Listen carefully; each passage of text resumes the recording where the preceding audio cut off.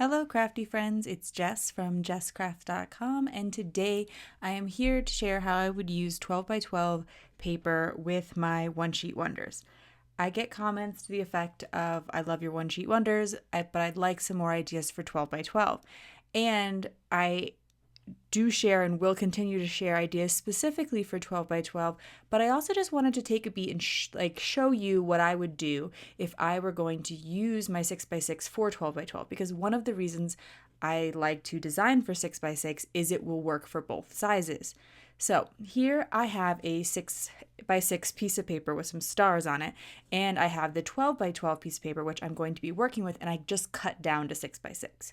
What you can see is that the 6 by 6 piece of paper has a smaller scale print. These are actually from the same company too. This is Opaque paper. And so the fact that it has that smaller print does perhaps lend it better to some of the one sheet wonders. Some of my one sheet wonders have really small pieces. However, I specifically picked some of my one sheet wonders with bigger pieces because I think that that works better for 12 by 12. And I wanted to show you that if you thought carefully about which papers you were choosing, that maybe if it was a really giant floral, this wouldn't work out well. But even though it is a bigger scale, it did work out for the 6 by 6, for the one sheet wonders. And some of the pieces I'm cutting are as small as 3 by 1 or 3 by 1.5. And so the one sheet wonders that I chose to work with today are my templates number 2, number 4, number 9, and number 11. There will be a coordinating blog post where I'll show you the pictures of the card and I'll let you know which one sheet wonders I use, and you can see that there are all these printables. So if you're a fan of my videos, if you've watched in the past, you maybe already have downloaded all of these and used them, so it's kind of not new content. But if you haven't, or you're looking for ideas for 12 by 12, you can head over, you can get all of my one sheet wonders, 6 by 6, I have 12 by 12 templates, etc., as PDFs to download and print and use and reference whenever you want. So what I'm doing here is I've started with my 6 by 6, my 12 by 12 piece of paper, and I cut it down to 4 pieces of 6 by 6 paper so that I can then just start treating them like 6 by 6. I'm going to say that 70 billion times in this video. And I'm looking at each template one at a time, and I'm cutting out the pieces according to the template. Then I'm taking those pieces of pattern paper, I'm placing it on top of the printed template, putting it off to the side. I'm going to need to cut cardstock mats as well, and I'll show you a little bit about that later on in the video. But briefly, I'm going to show you my Copic coloring. I like to color stamps, and so a lot of times when I'm making cards with pattern paper, I'm going to color stamps. But it does take a little bit longer, and if you're trying to use up a lot of pattern paper, it may be better to get some stickers that you either already have in your stash or that coordinate well with the pattern paper, as using sticker images will be a lot faster. I slowed this down a bit more than normal. I'm just going to show you a bit of the coloring. Here I'm coloring the skin E27, 25, 23. It's one of my go-to combinations for black skin. And I'm going to also show you a little bit about how I tried to get the curly effect that is common in hair for black people. And so I am using E49, W7, W5 here.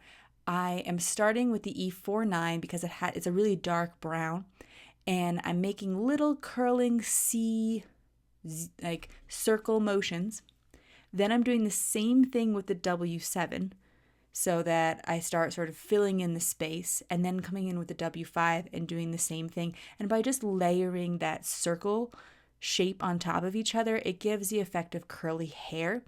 And you could use this for other kinds of curly hair as well. This is just a combination that I like to share. I am using the N to color in the spacesuit, and I'm really keeping my shadows very, very simple.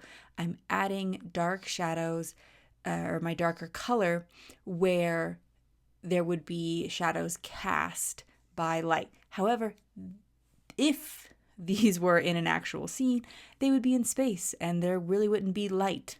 So it's all kind of imaginary. And therefore, it doesn't really matter. Like, you don't get too intimidated by shading and feel like you can't do coloring because you don't know where the shading's supposed to go. With a lot of these small stamps, just pick a side, say, oh, okay, I'm going to put all my shadows on the left side. I'm going to put all my shadows on the bottom. And that will generally look okay. We'll just give it a little bit of depth. For my sentiments, and here I'm just kind of sharing general tips, I like to take all of my favorite banner strips, because that's what I'm most often going to put sentiments on. I have cut it out of a piece of thick cardstock, and then I applied painter's tape, the sort of yellow painter's tape that is low tack, to the back. So you can see there's pieces of yellow that's sticking out. That's tape that's on the back.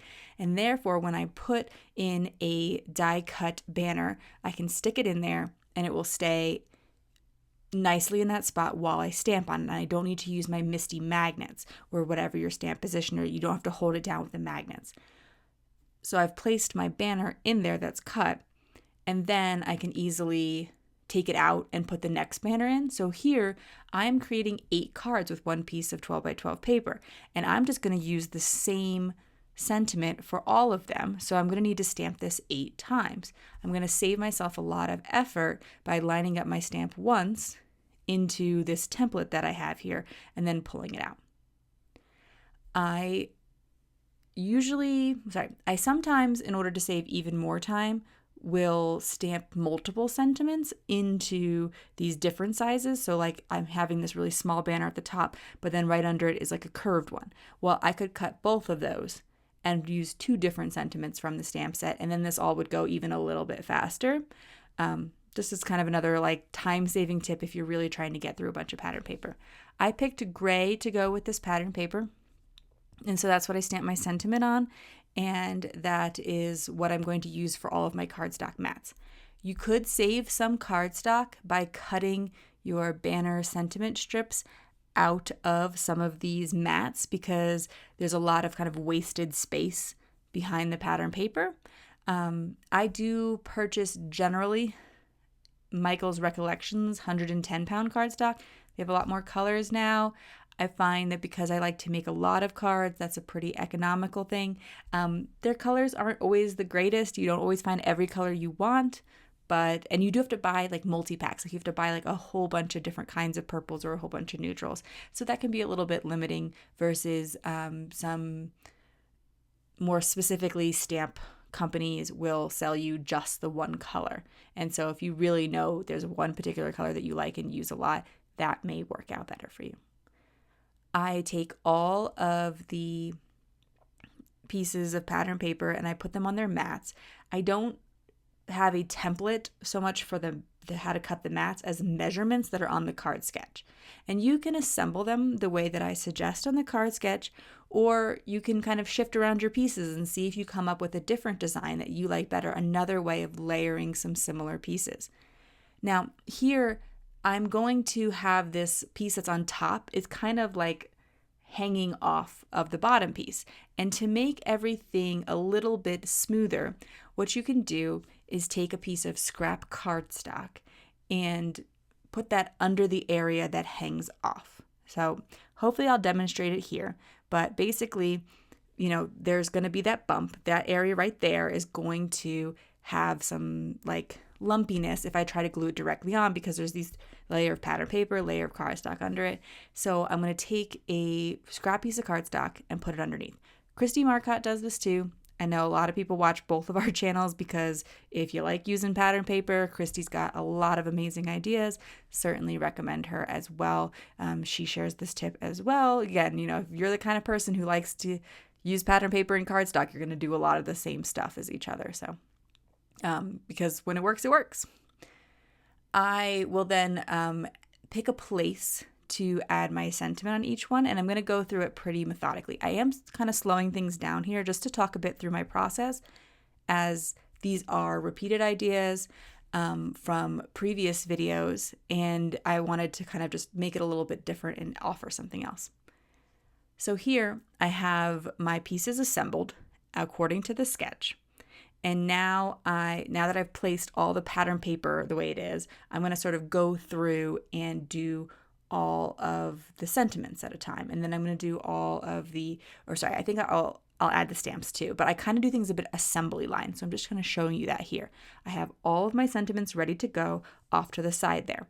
I have already glued some fake foam tape on the back. So instead of using foam tape, I take 2 layers of scrap cardstock, glue it or tape it together, and then cut it into little strips.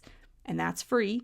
So saves me some money there. It takes a little bit of time, but it's also a little bit more recyclable and eco-friendly because you don't have foam, which is not recyclable, on your card.